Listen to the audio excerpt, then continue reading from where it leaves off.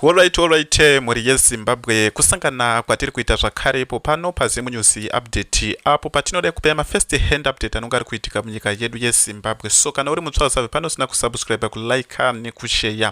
Sekuziva kwatiri kuita muri yeZimbabwe tina retired general yeneri muchena vakabuda vachitaura nezuro vachitaura kuti wakaenda kunogara. Tiri kuona kuti maoveterani vaya vari kuopoza constitution amendment bill number 3 and vakasubmita nhauwa yavo yekuopoza kuna clerk of parliament kumount Upton uko vakagara round table napresident Emerson Mnangagwa nezuro vakapindua zvisina kuafadza zvavakauya vachitaura pano.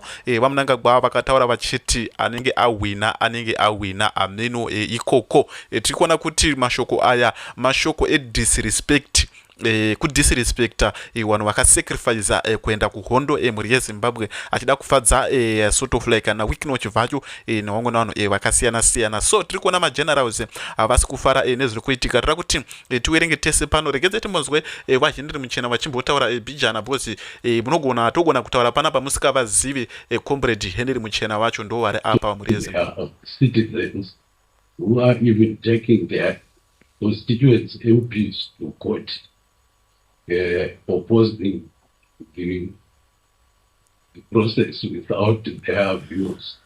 And I believe those citizens are also in the same direction as we are. View is still the same, but we believe that the consultations that were done did not cover the majority of the people. And people will need to be consulted so that they buy in. If an amendment is going to take place, it has to be the people's buy-in. As I mentioned earlier, there are people that are taking their constituent MPs to court, and I'm sure those MPs are reflecting on how to respond to that. And with those responses from the MPs, we expect to see an approach that will take into account the constituent grievances and so. My message to the parliamentarians is simple, simply for them to consider also the concerns of their constituents in view of the fact that they have a contract with their constituents and they must respect that contract that they have with their constituents. Well, the executive is an arm of the state, and I believe the executive will respect the views of the other arms of the state when they are out. But now I cannot preempt what the views of the judiciary will be in view of that fact that these issues are still subject. Muri yeZimbabwe tiri kuona ndo retired general nema ex combatants senior civil servants ndiwo vakasaina vahenry muchena ava ndiwo vakasaina tsamba iya muri yeZimbabwe even yakanyorwa nezuro musi wa2 June ndo vakasaina vakaenda kunosangana na president Emerson Mnangagwa. vaMnangagwa vakavaudza kuti anenge awina tisikazivi kuti zvinenge zvakamira sei. Whoever wins pakaipa muri yeZimbabwe. So tiri kuona pana pakanyorwa kunzi when retired General Henry Muchena led a delegation of respected retired generals to His Excellency President Emerson Mnangagwa to warn him about the dangerous consequences of this Constitution Amendment Bill number 3 project. What did we received? Trikuona panapa wangwa kutaya kuda kuwaonesa but kuonesa President Emerson Mnangagwa nekubloka Constitution Amendment Bill number 3 hazviite because zvakatanga kurongwa 2018 animazvona. Saka haangambomiswi nemashoko ekuti kwanzi chichi kunze kwekuti atomiswa zvinharu zvezvezvi kwete nemashoko nemashoko kana Mnangagwa spati on them he raised his middle finger muri kuona kutonongedzera checheko his middle finger chichi chimwe and declares with ignorance a winner whoever wins pakaipa muri yeZimbabwe. That single act showed total disrespect to the very men who sacrificed their youth for these countries.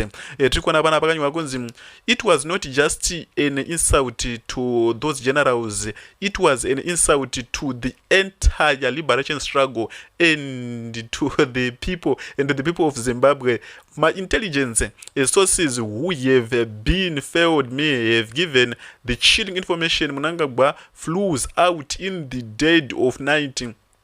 Nema-trunks ndofunga tiri kuona panapa with the trunks loaded with the gold. Ndofunga mukuona nawo yacho yakanetsa pawakaenda kuBelarus paya kuna wasina kuzviziva but kunetsa kangozvinzwa pawakaenda kuBelarus wachizodzoka paya wachizobvunzwa naRuben Barwe chichi chimwe achitoti amambo abvunzwe kwavanenge vaenda because kuri kunzi kwakabuda ndege mbiri ere chichi chimwe.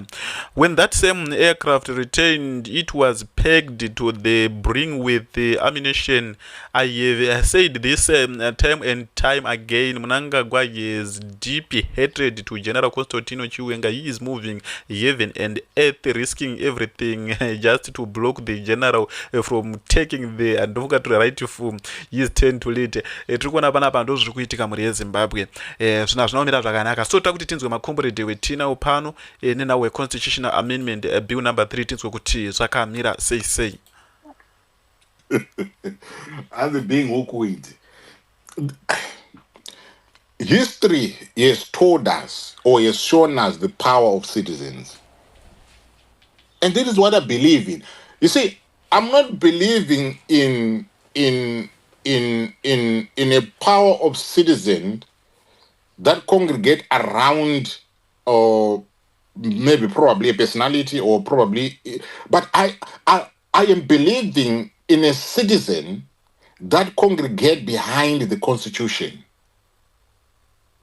Because the Constitution is the one that we want to defend.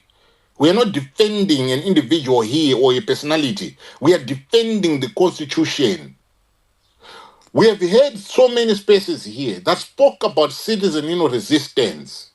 The things Uyu Chari is on record telling us there are how many Chari? 196 ways of resisting. 198. Yes, 198 ways of resistance, of resisting.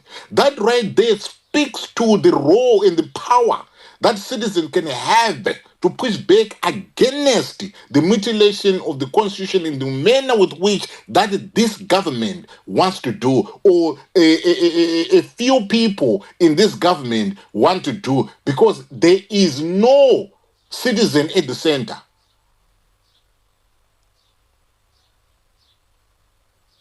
I don't know how I can explain that, and I don't know how we can put it across to the people of Zimbabwe so that they understand that this is about their future. This is about their now and their tomorrow and their future. This is about the generation that is to come. What legacy are we leaving? Or what is it that we are leaving for these people? How are they going to be judging us when they do eventually inherit this country? When they looking back at us as the custodians, what is it that they are going to say about us, about this moment, and how we behaved during this moment? I'll quickly just do a quick submission, because I just wanted to ask a question to gauge your thought process here.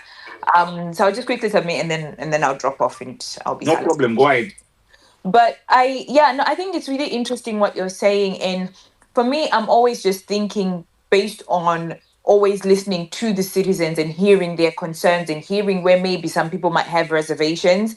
And I think that obviously now, as we pursue sharing the message of a united citizenry, it does need to be one that says, look, no matter what party you're from, we want to be inclusive according to our constitution. It doesn't matter what party you're from. And I think there is an element of saying, and what I'm saying is very painful to say, but there's an element of not excluding even those that are in ZANU-PF that are challenging the constitution. However, our communication now to whoever it is that we are passing this message to needs to have some sort of reassurance that you are not going to be doing the bidding of ZANU-PF. Like if we refer back again to the Geza movement, many people didn't want to because they were saying Chinuche ZANU, we're just fighting ZANU's battles.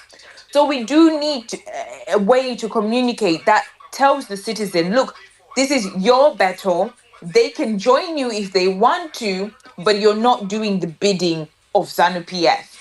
And so I think that's where now, for me, when I'm sort of like reading this letter, I sort of see nuances within the letter that uses the citizen as a cushion for someone else's agenda, as opposed to the actual movement. And here I'm only referring specifically to the letter, but I know that many other people, like Ibo Mundaza, as I mentioned, other opposition leaders have been speaking up against. And if we can begin to see a unity of all those leaders coming together under one accord, one message, and one approach, that would be really good. Because then at least at that point we know Kuti, we're not divided in our approaches. Even actually if there is multiple approaches, but we all have the same goal of what it is that we want. Having said that, there is also this conflict for me, which is truly and truly, we're tired of ZANU PF entirely, full stop. And so are we just saying we're prioritizing not having KEB 3 go in power? But even then, can we also be mindful that we don't want ZANU entirely? So how can we ensure that as we're removing KEB 3 and making sure KEB 3 is not going through, we're also proceeding with removing ZANU PF in power?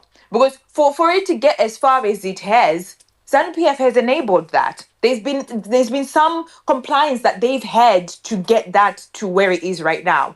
So for me, I'll be interested to hear other people's thought process on this. But yeah, I'll end there for now because those are Right. just my concerns and views. Absolutely. Thank you very much, for that, and thank you very much, for the engagement. Before I bring in, Lisa into the conversation, just to reiterate what I am talking about. Why us as citizens? Why we matter in this moment? We matter because the aspect of sovereignty is vested in the people of Zimbabwe, because that is explicit in our constitution, right? All political authority derives from the people of Zimbabwe. What that simply means is any attempt to alter the rules of the game, the rules of governance, especially to do with the changing how we elect our leaders, term limits, etc. This must be accountable to the citizens of Zimbabwe. So when we begin to see an amendment that is appearing to serve narrow interests of elites, then we become, as the citizens, we become the ultimate check on that power. The reason for simply doing that, and I want people, to understand this, it is not just me waffling. It is about my understanding. Yekuti, a constitutional amendment, the magnitude of the one that we are dealing with, it affects my right as a citizen. It doesn't affect the career of a politician, because the career of a politician can end, tomorrow. My right, or the rights of all the citizens will stay there. And why KEB 3 is a threat. In America, they always bring this thing to say the threat to national security. This KEB 3, I want to believe it is a threat, because it is not just a legal document, right?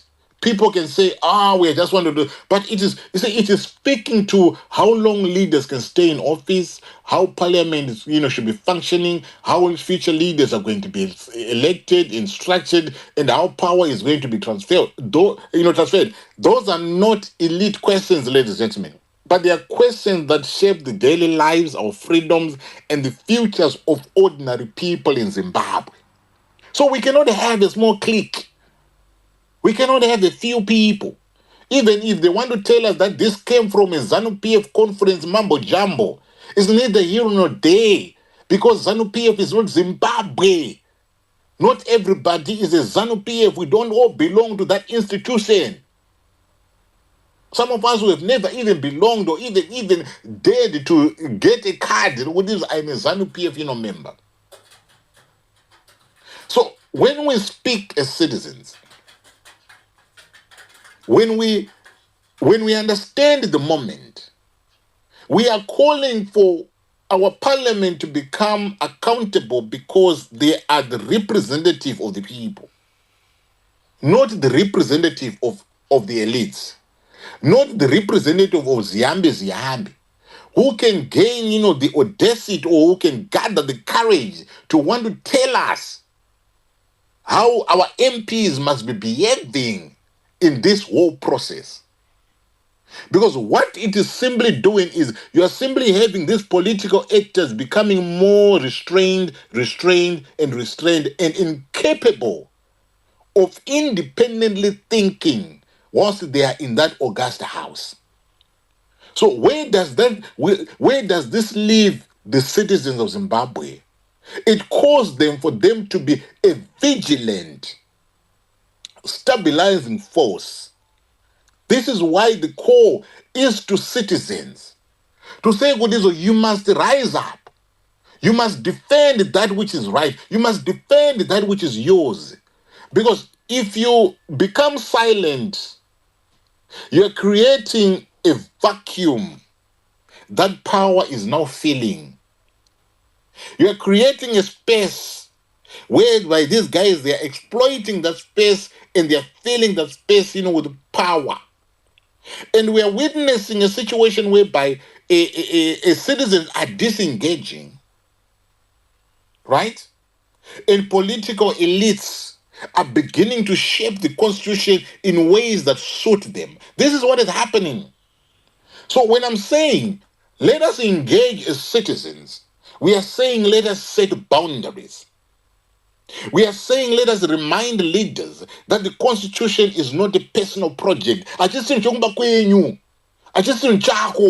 Because you chafa yo mangwana uchishisiye chinichi. Because it is a living document. It lives, forever. Yes, we may change it, here and there, but it has to be changed in ways that conform to the wishes of the people of Zimbabwe. So when I'm seeing the generals, speaking, I'm not seeing them as people who are speaking because they want us to see, to pay our attention to another person to say, we are support. But I am seeing them as part and parcel of the citizens who are speaking. And we are seeing citizens mounting court challenges. I am seeing them, doing their constitutional duty in terms of wanting to bring our parliament under scrutiny. But there's no one right now in that administration that can claim ownership of this constitution. And this is why your voice as a citizen matters. And when you say, okay, your question, what side should we occupy? We shouldn't be bothered about the political side, because we're not here to be occupying a political side. We are here to occupy the constitutional side. And this is what it means. We are on the side of the rule of law. We are on the side whereby you and I as a citizen must be insisting that any amendment that needs to be done must follow proper consultation, must be transparent, must be according to the constitutional procedure, and must satisfy and meet the judicial oversight. We don't want any shortcuts. We don't want any inducements. We don't want any cohesion, because that has been the order of the day. We want to be on the side of the democratic principle. Whether you support or you oppose or you oppose CAP 3 politically, that is secondary. It's either here or there. But the question here that is primary is to ask, does the process respect the constitution? Should citizens stand on the side that protects term limits, checks and balances, separation of power, the supremacy of the constitution? Those are the questions that you need to be seized with, and you need to occupy your mind, with. Your frontal thing must be, occupied with those, questions. Because we want to be on the side of peaceful civic engagement. This is why I've always said the best way to confront, this thing here is to ensure that whatever it is, that we do as citizens, we must lawfully, protest. We must engage in public debates. We must engage, in court challenges. We must engage in civic education. We must engage in documentation because it matters for tomorrow. And we must now begin to be monitoring this parliamentary conduct because it matters. That is how we begin to be defending the constitution and the democracy of that country that is called, Zimbabwe.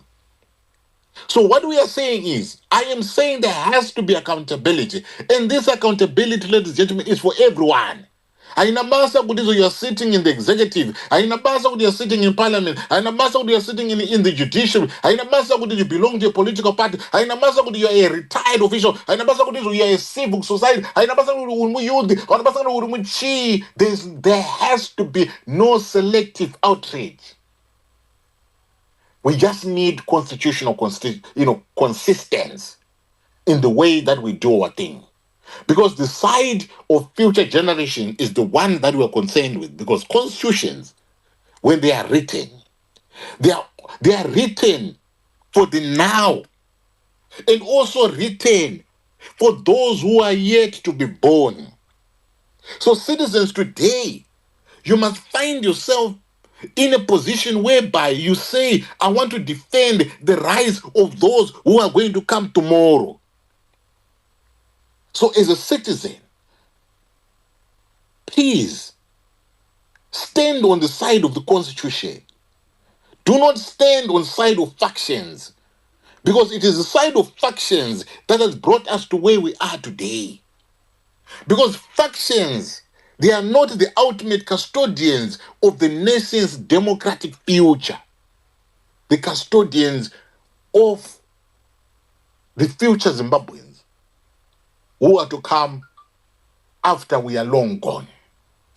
Lisa, do you want to come through? Thank you. Good evening, everyone. I don't know if it's the right time to be actually asking this question, but because we just don't know on the path that the current CA constitutional amendment, which side it's actually going to sway on.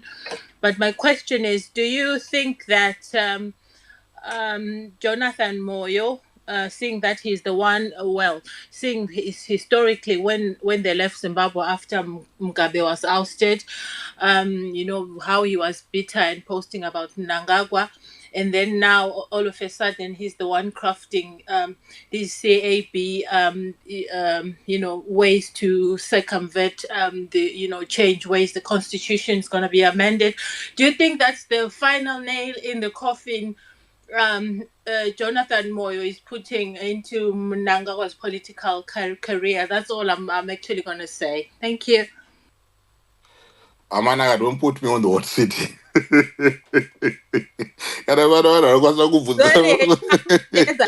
been thinking about this for so many weeks. I was thinking the strategy is gonna be paid just like Rutendo is just changed all of a sudden. Do you think that there's something going on untoward, or was it Jonathan Moy wanting to nail the last nail on Mnangagwa's political career? Thank you, and embarrass him. Thank you.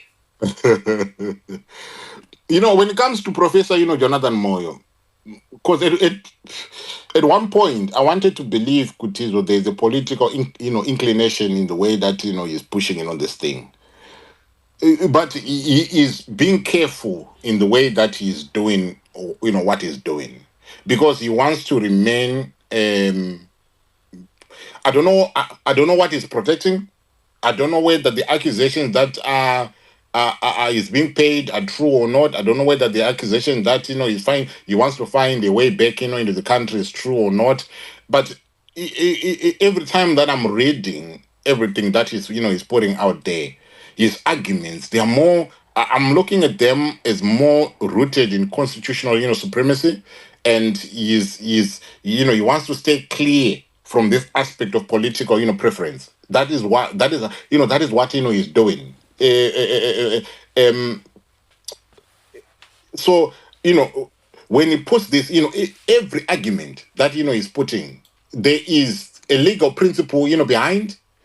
And that right there is saying, "Good, this should just apply regardless of who is in power." So I want to look at him as Kutimun Angoro principled in that way, whereby he's looking at this thing and saying, "Good, anyway, there's a constitutional process question here."